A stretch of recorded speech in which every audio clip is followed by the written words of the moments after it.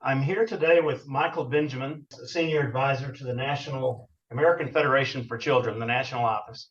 Good afternoon, Michael. Thank you for joining me and investing the time. Good afternoon, Bob. Thanks for having me. I met Michael through one of my previous podcast guests, Amanda McGee from Atlanta, and I have been involved in a couple of Zoom calls with Michael and Amanda. Became very impressed with Michael. So Michael, if you could just give us a little bit of your background and the work that you do with the American Federation for Children as well as the work it does. Sure thing. Again, thank you for the opportunity. Glad to be able to speak to this issue, any opportunity I have. And well, I don't know how far you want to go back. So I'll limit it to how I came to this work, I suppose. I want to go back as far as you have time for. All right. Well, I'm in Florida. I came to Florida in '92. I'm a born and raised New Yorker. I was educated at the University of Pennsylvania. I was an economics and philosophy major some 30 some odd years ago. And Lord called me out of that after a decade in financial service, licensed financial service. One of the things that I had started to do was work with youth in churches, and I was working with middle school kids. Not a lot that needs to be said about what middle school kids are going through. And I had said this kind of prayer in my heart or question in my heart, like, who's going to help these kids navigate this world that we're in, especially when many of them that I was interfacing with were lower income, not reading on grade level, and didn't travel. And in the Tampa Bay area, you could say that the Tampa Bay is basically in the center of Tampa proper, St. Pete, and Clearwater, and there are bridges to get to any of those towns in that triangle, but they're like a gauntlet. Like, people just don't travel it if you're of that socioeconomic status. And so if you're not reading, and you're not reading on grade level, and you're not traveling, then your education is quite limited, and your ability to see things, aspire for things, is also limited. And so I felt impressed upon my heart when I asked that inner question, who's going to help these kids? It was, why not you? And I was like, well, I thought it was indigestion or something, because I was at that point, I was like, look, I didn't go to an Ivy League college to do that. But as the Lord has it, it's about his agenda and bringing kingdom to earth. And one of the things that happened is I literally restructured my life, walked away from the financial service industry while I was in the industry, and I was wrestling with the Holy Spirit about what I felt he was calling me to do. And of course, it didn't intuitively make sense, but spirit things don't make sense in the natural many times. I was wrestling, and when I went to go see a client at the firm, I didn't know they were a client. You can't, what they call done, a client of the firm, but he didn't say anything until the end. So I'm going through all of my spiel and everything. And then finally, I see him looking at this Black man, Ivy League educated, loving kids, articulating himself, have a good business reputation. And he asked me this question. He said, is this what you want to do for the rest of your life? And I was really struggling with that, because I was doing a lot of reading with Stephen Covey, starting with the end in mind. And I was dealing with mortality and morbidity. So, he had asked, Covey had asked one time, like, if you were on your deathbed and had an opportunity to look back over your life, what would be important? And then so I started looking at it. He also had that, you don't want to climb the ladder and find out when you get to the top, it's leaning against the wrong building. So I had these kind of things kind of swirling. And I was like, my day should be steps towards my destiny and somehow fulfilling why God gave me certain gifts and talents, and using that for those that are underserved. That's amazing, Michael. What did you do as a result of that meeting?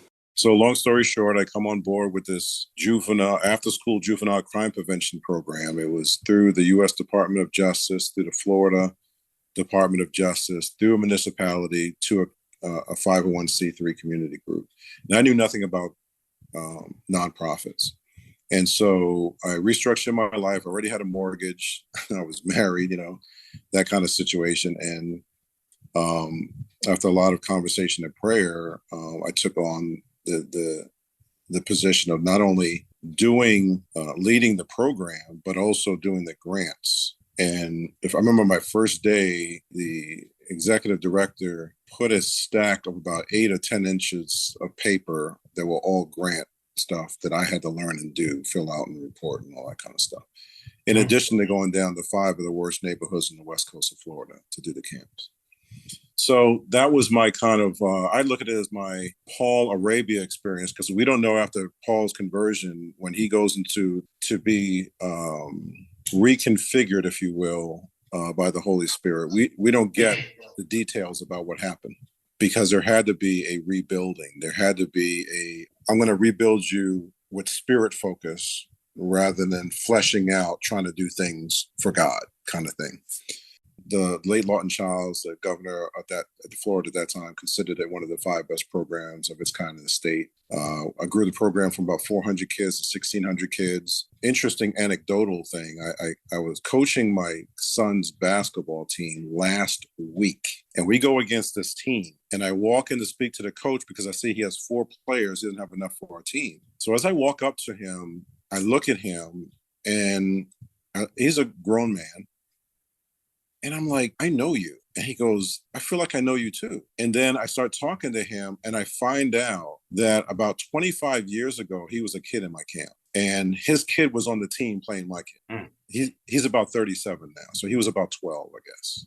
And he goes on to tell me, I just keep my nose down into the plow and I don't look at the fruits of things, right? I just keep going. There's too much to do.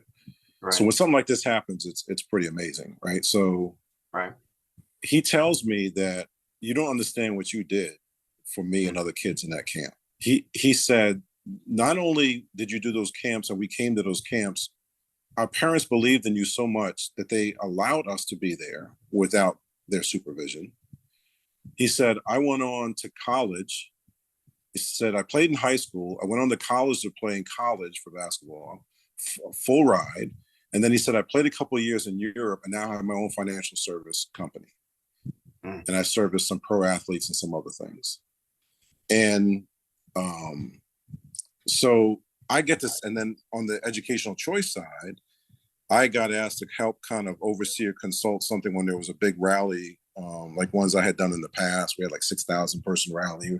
There was one being done at 10,000. And I was no longer with the organization that I co-founded in Florida, Step Up for Students. I was now with the national AFC, and they called me back in to help because no one had done anything like that outside of me, and they wanted to make sure things went right. And when I was doing it, I went to the front because I was like, this thing's so large, if the front goes poorly, this whole thing is going to go poorly. And I was standing next to someone, and they were like, Mr. Benjamin? And I was like, yes. What I didn't realize was I was talking to the grandmother who was the parent when I was doing the program, and the daughter was the student that I was helping, and she now had a student and a child in the program. Wow. So that one kind of like made me stop in the middle of just work and grind and ministry, because this is marketplace ministry for me, and realize what had happened, because the program had grown from 15,000 children that would qualify for free or reduced lunch to over 164,000 over 20 years. Wow. That's great, Michael, that you were able to see the fruits of your labor. What happened next? One of my board of advisors was like, look, so since we're already talking about educational choice, let me get a fast track from the after school juvenile crime prevention program. You're having great success as a nonprofit. You have a great business reputation. You're sort of a unicorn because you're one of the top business schools. So the business people that are philanthropic, you can speak their language, and then you can go down to the hood and speak their language, and they want to help, but they can't connect, and they don't know how to connect. And you're a nice bridge for this. And there was an opportunity at a historic African-American Catholic school, about 115 years old at the time, and they were at risk of closing. And so one of my board of advisors, like, look, he was a retired executive finance for an international company. And they were a part on the nonprofit side. He was a part of a group of retired executives that would help nonprofits run more business-like instead of by the seat of their pants. So he was like, look, Michael, I don't want to see you stay here all this time. You've kind of met a situation where you're kind of in potentially diminishing returns. So you're increasing at a decreasing rate. So you set them up, they're fine.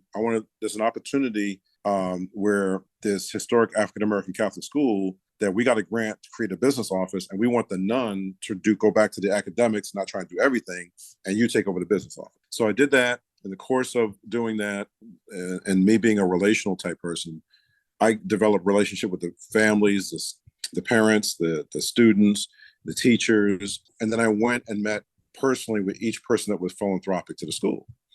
And strangely enough, there were a lot of millionaires.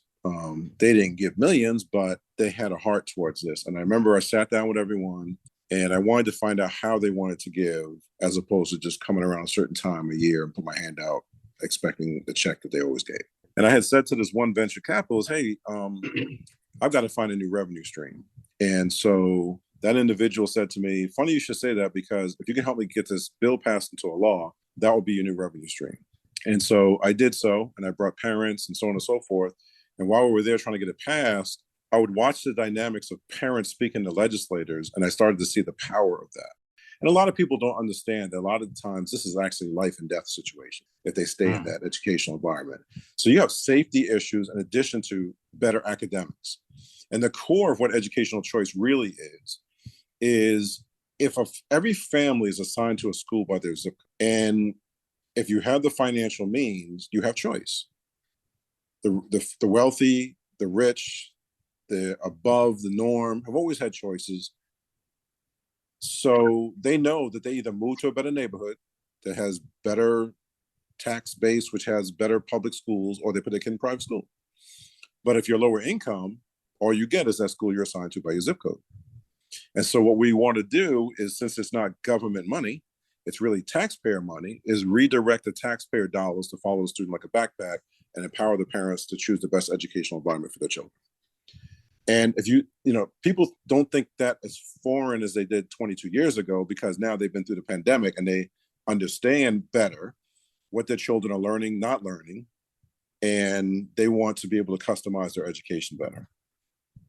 So as I mentioned, now we're kind of up to date. So, grew this program. And so originally it was just two of us going around the state trying to get this thing going off. And we were connected to Governor Bush's second term. And I say connected, mean he was a champion for educational choice. He had the A+ plan, which he graded schools A, B, C, and D, so people knew whether a school was good or bad, as opposed to just asking their realtor, hey, what's a good school?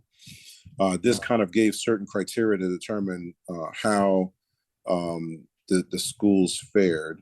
And so Governor Bush was behind it, and it helped give a lot of momentum when we had this bill come up with that kind of leadership. And my job was to get the word out. Now, 20 years ago, there was really no vernacular for this. We talk about educational choice and things pretty freely now, but back then I had to explain things. So I was seeing probably 6 schools a day with an A-frame PowerPoint chart, and sitting down and doing this. Granted, it helped to be able to be flown around by someone that had a private jet, because otherwise it probably could not have been done in a year's time. And so I would fly to Miami and then work my way up to Fort Lauderdale, Palm Beach, come home, go up to Tallahassee, on that trip, go from Pensacola to Tallahassee to Jacksonville, fly back home, and then to the Tampa Bay area. It was kind of, if you will, on a much less level, but it was structurally almost like evangelism, where you're trying to share the word about something that people did not know about or fully understand. And so once we were able to get these 15,000 applications taken care of, we then, because it was not a line item in the budget, had to petition the legislature every year to make any changes. And then we got pretty good at it down the road. We started building, we had until 07, from 01 to 07, we had no administrative funding. So that came out of the pocket of that. I'm going to leave his name out, but that venture capitalist who was the number one champion in my mind for educational choice. And we were, until then, not able to get a percentage of the money. And we had to raise the money too. So our entity raised the money, did the applications, allocated the scholarships, got the accountability information, did the financial, all of that kind of stuff, send it to the Department of Education. And so this group is the only SFO or SGO in the state of Florida. And Florida has been the model for the nation for quite some time. From that work in Florida, how did you come to your current position with the National Association? I used to get lent out to the national movement a lot, even though the program that I was working with and we were building was for Florida. Because Florida became that national model, a lot of people wanted to know how it was done and all that kind of stuff. So I used to get lent out to the national movement, different states, present and kind of coach and kind of give some precepts on how, because my whole thing was about lifting up the people. I was not a limelight person, even though I would get asked to speak and stuff like that. That was not my calling. My calling was to be able to teach people how to fish, not give them a fish. And then if the Lord calls me on something else, I'm gone. And they're back to the same position they were in. I want to bring them so they can get a glimmer of what's happening, get them to the conversation, let them be a part of the solution because they actually know better than other people. A lot of folks come in many different areas of helping the underserved and say kind of like, yeah, I've looked at your situation. This is how you solve it. Here you go. That's a little disingenuous, right? But if you come in and people who are the known people in the community, the honored, and it doesn't always have to be the bishop. It could be the Pee Wee football coach and so on and so forth. But you need to know that. You need to be able to find that out. And you need to be able to speak the language. You need to have either empathy or have experienced similar things so people understand they're speaking to someone that gets it. Right. And so one of the challenges that Educational Choice has had is that, or Ed Reform, is that even Ed Reform needs reform because a lot of well-intentioned white abolitionist brothers and sisters mean well, but they don't have people that reflect the community that they're serving in the room when they're even trying to figure out how they should approach or what they should approach, or even if they should do it in a certain way. When these individuals will know better than they will, it still becomes, we're doing with the best intentions, but we know, the old adage of, the path, not that it's that bad, but the path to so-and-so can be paved with good intentions. So there has to be inclusion. And this is extremely important for even the Ed Reform engine to understand and continue to include. And folks can't say, I don't know anybody that can do this or understands this or so on and so forth. So, and a lot of this, comes and everything I speak of, I've experienced, right? So whether it's, I've had to take my lumps, I didn't learn about this in books, it's not like people told me and then I just took their experience and I share it. When I go to national conferences, I look at who I see, who's presenting, who's leading. And if it's, then you take note if it's people of color, is it just the connection to the end user? Is it just the grassroots community? Or, can you have, am I really a unicorn? I don't think so. Can I do legislative stuff? Can I do boardroom stuff? Can I do fundraising? Can I do community? Can I do faith-based? Can I do podcasts? Yeah, because I've done it all. And so there's enough people in the movement people of color that can go A to Z and go places that other people can't. Also, sometimes this gets a little dangerous that people don't realize when you're doing grassroots, because if you're truly trying to serve a certain segment of the population, you go into places where you go to where they are. They don't ask them to come to you, right? These neighborhoods, when the sun goes down, can completely change. And so people just don't take note of that when grassroots is doing this kind of work a lot of times. Right. And kind of like, even if it's if you were in a traditional job and you were working nighttime or weekends, you get differentials. Not like people are getting paid differently for walking into hostile communities and hoping that people pick up on where your heart is and having similar cultural challenges and having that kind of acceptance for them to give you permission to speak into their lives and not take you out. I mean, you know what I'm saying? And so, these are type of things that as this next kind of generation is coming up in educational choice, and the prior leadership needs to embrace how this work is being done based on the change of the population. The other thing, as I touched on, is this whole pandemic situation where it now allows parents to see firsthand what's happening, and they're not happy. We see this through the polling, whether you're white, black, brown, khaki, a crew, Republican, Democrat, the polls are showing somewhere between 68 and 88% of people want educational choice. And then on top of that, you have the NAEP scores that came out. So regardless of income, the numbers are down. So even wealthy people's kids' scores are down. And then it's, of course, worse with Hispanic and Black. For the ones that are about a different agenda, they're not concerned about who's left with what. They're like, they got theirs, and when they die, they ain't gonna deal with the problem as somebody else's challenge. But they don't realize that as we go through life, we go from dependence on our mom, the parents, to I can do it, mom, dad, independent, to interdependency. People just think I pull myself up on my own bootstraps and I can do it myself. But at some point, you have to interface with somebody in order to do what you need to do or you're called to do. It was Dr. King who said, whatever affects one directly affects all indirectly. And I can never be what I ought to be until you are what you ought to be. And this is the underrelating structure of reality. So when people think that's their problem, not mine, at some point it's going to come their way, whether it's their kids who interrelate racially differently than they did. You have a lack of cultural intelligence, a lot of times from teachers, schools, funders. They want to help, but they don't understand that a kid can show up and they're like, well, they're just not able to learn at the same level. And you're like, well, actually, let me explain to you anecdotally what happened to one kid in my experience. So someone said that to me. So I looked into what you said, and we're sitting here going, this is a bright kid. So what's going on? And someone's like, all right, so do you not think that they have the ability to do it? Now, let's put you in the same situation. On Friday, you got picked up by your mother.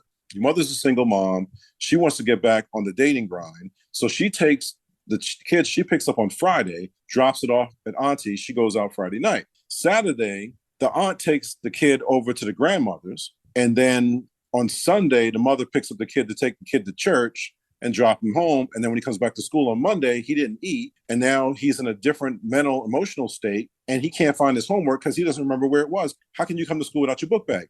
Mr. Benjamin, I can't even tell you where it is.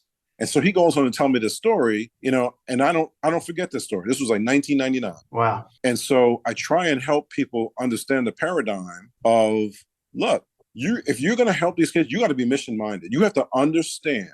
And we're not willing to do that in this type of scenario. But if we go to Japan, we know not to stick our hand to a woman to shake her hand or give her a hug. Right. We go in, we understand the culture, and we take pride in understanding the culture so you can relate with the people better. If you went to Israel, you wouldn't put your hand out. If you went to the Middle East, you wouldn't put your hand out to a woman. You'd understand what that meant. But folks don't take the time to understand what the underserved among their own culturally need you to understand before you approach them, or why they might be hesitant given all the other areas. Like they probably didn't even see these people frequent their communities ever until it came with, I got a way to help your community. I know how to help y'all. I've looked at it, haven't involved anybody here, but I've looked at it and here's the solution. How disingenuous is that? And so folks just need to start having conversations, real level conversations. And then we got all this, other stuff that's puffed up and not, let's just call it nefarious ways of trying to approach things. And I won't get into all of that, but if folks look at who started Planned Parenthood, what the agenda was, if you looked at the school to prison pipeline, you look at the population percentage in the community and then the prison in that community. So you have maybe a 13% Black population in the community, 30% in the prison. It's privatized. They want customers. The woman gets paid in the projects. If the husband or the father doesn't come back. I mean, this whole stuff, when people say, well, the education system's not working. Well, my philosophy side says, well, let's consider it is working the way it was designed. And I wanted to get into the work when I was called to help kids, and I realized I had to get involved in the political process. I've made a conscious effort to call those individuals elected officials because that's how they got there. I would even say that there's no more political parties, if you want to be honest. The problem are career politicians. I would even say, given this scenario, made up, but probably happens, I know it happens. You have a Democrat, Republican, issue comes, they're at odds in public, they turn around and close doors, they're like, good cop, bad cop, but we'll get the special interest money and we'll split it. So you take the heat this time, I'll do it next time, and we'll get who we need to get, so on and so forth. And so these type of things happen. Then you have the union to support this inverted situation where one party whose constituent base would mainly benefit from the scholarship program does not support it on the majority. And the teachers union funds about 80% of that party. The other party does it for the morally right reason, but its constituent base are not the ones that would benefit the most from these scholarship programs. Right. So then you ask, and I'm not against unions. I mean, Martin Luther King was in Memphis, got assassinated when he was actually trying to help unions. So there's nothing wrong with unions, but we have to understand what function, let's say the teachers union is. The teachers union's function is to defend, let's just say, teachers, right, teachers' rights, which means if a teacher has an altercation with a student in the classroom and the teachers union come in, they're not supporting the student or the parent. They're supporting the teacher. And so when you have all these cases of like tenured teachers in rubber rooms continuing to get their full pay, reading newspapers because they're a part of the union, even though there's unequivocal evidence that there was sexual misconduct and a teacher had sex with an underage student, they don't lose their job, right? It's the only place in America where you could be subpar in your ability and maintain keeping your job. Now, the majority of teachers are doing a great job. What they fail to understand, though, is that administration is milking them dry. So when you send a kid to a traditional public school, some like to call government schools rather than public schools, they're asking for erasers, tissues, markers. But if you look at if you actually go to public record and look at how much money the school is getting, they have ample enough to do whatever they need to do. It does not get through the administration to the classroom. So the teacher should be upset at the administration and not being hoodwinked by the teachers union saying that they're trying to take money away from the public school, which is not true. So I'm going to give a couple more points and I'll pause. The tax credit scholarship program in Florida actually is revenue positive to the state because it costs less to educate the child on the scholarship than it does what the state allocates per pupil for the students in the traditional public school. But let's say, so it does not take money away. In addition, it adds and increases per pupil spending, which is what they really want, because the local and federal money stays when the student avails themselves of a scholarship with one fewer student. So you're getting money for a student that's not there. So then you spread that wealth among fewer students, you increase per pupil spending. So that's one side. On the other side, academically, we're finding that the students fare better. They're in smaller class sizes, they're able to learn better. And the students that avail themselves of a scholarship are in a better learning environment, they do better. More go to college, more go to trade schools, all of this kind of stuff. So we have all this data, we have these reports, we have these studies. But even if you use their argument and you said, okay, you shouldn't use, I'll even use their terms, public money to go to a private institution. If you had a heart condition that was fatal and you are against public money going to private institutions, and the best cardiologist was at St. Anthony's, would you take Medicare or Medicaid and go to that hospital? You sure would. Why are there no issues after 12th grade? Why is the Pell Grant okay? Why is the GI Bill okay? Why is it only K through 12? Because they can't collectively bargain and collect teachers' dues. Another point, why would they be against charter schools, which are on the books as public schools? They're just privately run public schools, but they're public schools. Why are they against them too? Because they can't collect teachers' dues from them either. Now, if they figure out a way to collect dues from charter schools and public and private schools, they'll support school choice. How about them apples? I mentioned earlier that I have participated just as a listener to two of your Zoom calls in Georgia. And I must admit that this idea of school choice being revenue neutral or possibly even the other way is totally new to me. I looked this morning at your organization's website, and one thing stood out to me. I looked at my state, Kansas, has about 600 students on scholarship, whereas Iowa, which is pretty close by, has, I think, about 12,000, if my memory is correct. So if you could go into how the mechanism of that works, I think that people would be glad to hear that. I'll give you a high level look into that. Okay. Otherwise, it can get way too nuanced. But okay, so something like a voucher, which they try and demonize that word. The They do, voucher yes. is, let's say, a portion. It comes right from the Treasury, right? So it's in the state coffers, and it's used for scholarships. And so that's different than let's say, the Florida program, which was started as a corporate tax credit. It's grown, but to oversimplify, it would be corporations redirected tax liability. So I give a visual. Before the law was on the books, the company had $1 million tax liability. They pay $1 million to the state treasury, tax liability paid in full. Law comes on the books, same $1 million, able to redirect it to a qualified scholarship funding organization. Every dollar goes for scholarships for kid. The state looks at it as tax liability paid in full. So You look at it like, oh my goodness, who wouldn't want to do that as a company because you look like a hero? But then in comes the teachers union to put pressure on these companies and so on and so forth. I couldn't even begin to tell you how many stories I have of that. I can imagine. Then you have what's probably the most popular and exciting thing now, which are ESAs, education savings accounts. Right. And these are like, this is further removed from government because it's like a wallet account, and it's for education expenses. So you can have tuition, books, tutoring, special education services, laptop, tablet, all these other things.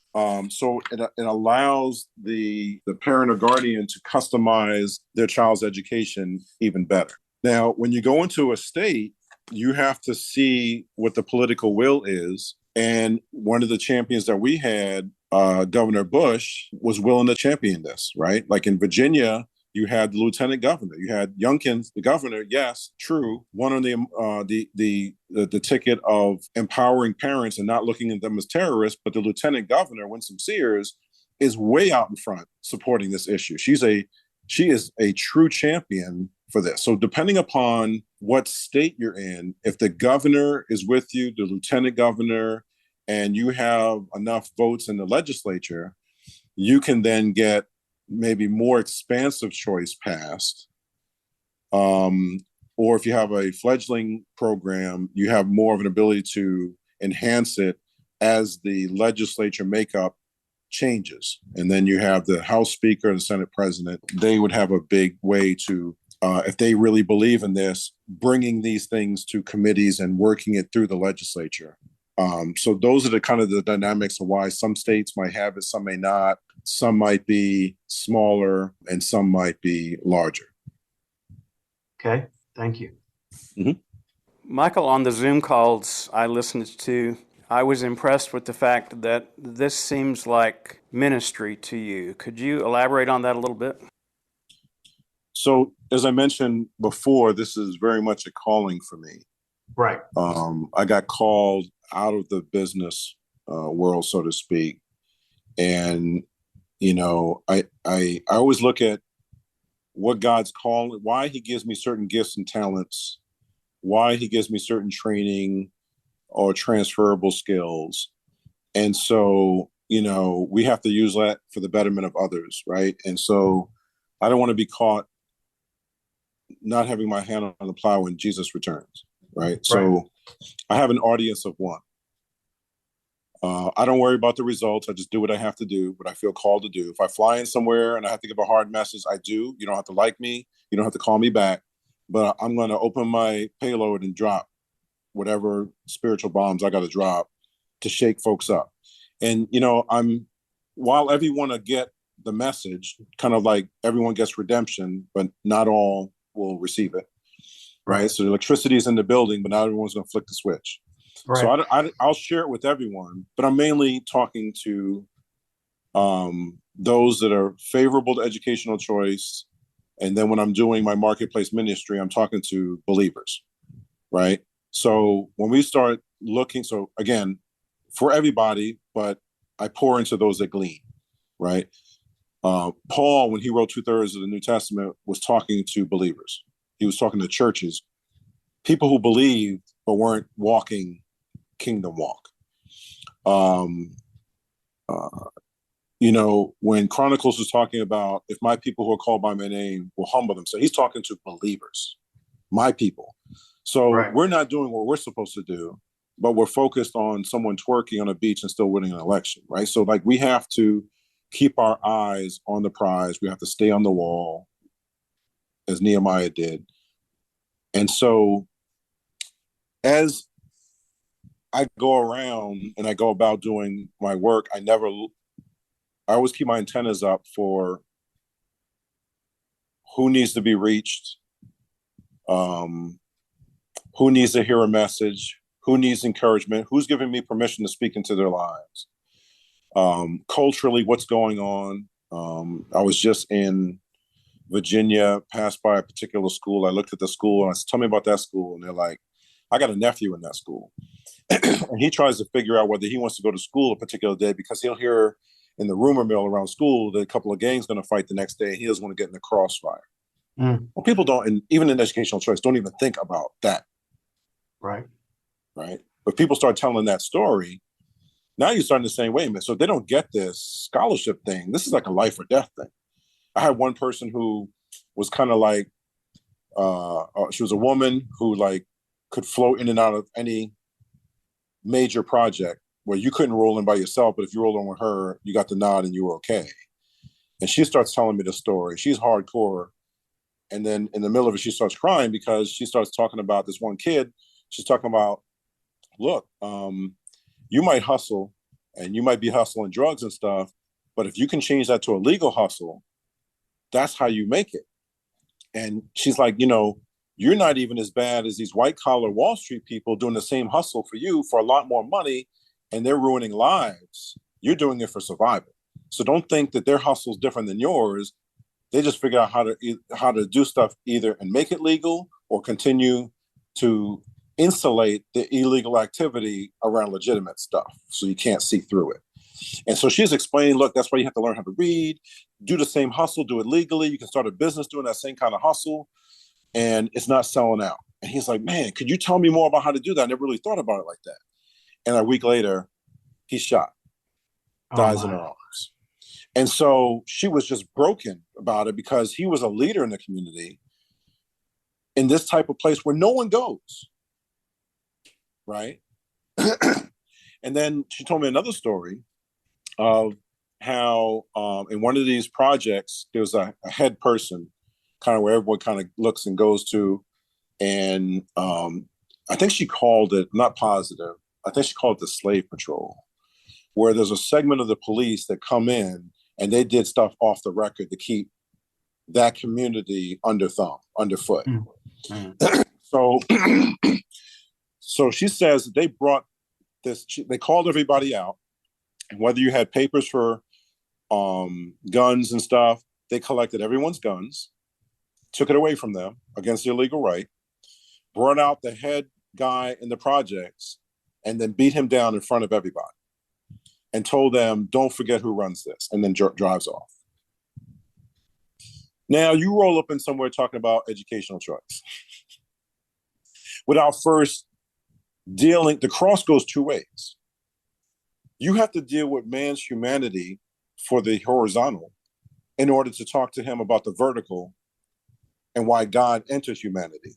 Right. In order to say. But right. if that kid is hungry and you start talking about Jesus died for you, they're not feeling you. You feed them, sit down and talk. You play ball and you got some skills. Now they sit down and talk to you because they feel a common something, and now you can talk to them and right. You can reach them. And if you reach those who are in leadership, sometimes they're grandmothers. Sometimes they're young. Sometimes they're old heads with a rep. Sometimes they're young guys with a gun to try and get a rep real fast. But you got to know how to interface with people if you really care. Or right. Are you trying to do, like when you come out of undergrad, do your internship for 2 years and go to business school? Are you trying to teach here? Are you trying to do the reciprocal of To Serve with Love with Sidney Poitier? and kind of do a little something. Then you did your piece. You feel good about yourself because you did a little some community stuff. And then you got it on your resume, and you go and you leave, and you don't go back. Or you really trying to change stuff with the gifts and talents that God gave you. And then if a kid's not reading, especially reading on grade level, how are they even going to read their word to find out who they really are? Right. They're going to have to take someone else's word of who they are. They can even act like they're reading the word and tell them who they are. Or you can have on the human frailty part of life where you have someone that has a ministry and has these, as the word of God says, the gifts are irrevocable. God-given gifts are irrevocable. Well, you can flow in that gift and be as carnal as you want to be. But your time's coming, but you can actually speak something publicly and still attract and save people. You're just a very bad example of living it out. Right. So if that individual starts telling you who you are, you can't even do like the Bereans and search the word and find out what he's telling you is accurate. Right. So at the core, to me, is reading and reading on grade level. We also know that if you're not reading at grade level from third, fourth grade, they're already building a prison cell for you. Because they know once you're in the system, if you get, because the things kids our age used to get in trouble for and will go to detention. Now they get put in the system. Right. And once you get put in the system, you're at about 73% chance of staying in the system. And there's a disproportionate number of Black males. Right. And then, as I mentioned earlier, it's privatized. So folks want to be able to make the revenue. They want to be able to have customers. So then you have people going in for little stuff when you have other people doing atrocities like trafficking, going into countries and saying that they're terrorists in order to take their oil and their resources. That's real gangster stuff. Not someone turning a Glock sideways and putting it by someone's temple. That's nothing compared to the real gangster stuff. It has these putting more drugs and alcohol in a smaller population crowded upon themselves. What do you think they're going to do? Tell more people, and then get us hoodwinked to talk about, as legitimate as things are, with the bad side, the bad apples of police departments rolling up on Black people and shooting them. If you look at how many Black babies are aborted, it's not even close. But no one's saying anything about that. And again, they want customers. And then, they get exempt from taxes. And then the woman that started it says she was doing it for the eradication of Black people. But yet, why would you then? It's like when people said a couple of years back, I don't know if it's true or not, but if someone said that one of the fast food places was aborted baby parts in their burgers, they were saying, well, if you did your due diligence and you found out it was true, the power is not frequenting the business anymore. Take your money elsewhere, boycott it. But what happens? Human frailty comes in. I'm like them fries. And fries, those are the fries right there. I gotta have them fries. So you keep frequenting the place that then funds more abortion clinics, which then funds more abortions, more Black babies being murdered, and then it's worship to Moloch all over again, right? So it's like all of these kind of things. So like you just have to, whatever's before, you can't do all things for all people, but whatever sphere God puts you in, the need is the cause. So if it's before you, just do what you can about what's before you as you continue to look for and make yourself. Oh, it's amazing what God can do to people that just say yes to him. Right. So, all of this is ministry to me. I wouldn't want to, preach from a pulpit, walk out, step over my ministry on my way to Piccadilly's. Right. When there's a homeless person there that I might not give them money, but I might give them a sandwich. Because I don't know what they're going to do with the money. But if you're really hungry and your sign says you're hungry, here's your food. Never touched, unwrapped. You can see it. Here you go. So anyway, that's kind of how I look at some ministry stuff as I do this work. Michael, thank you for the time that you've invested. It's your quest and your story. It's very inspirational.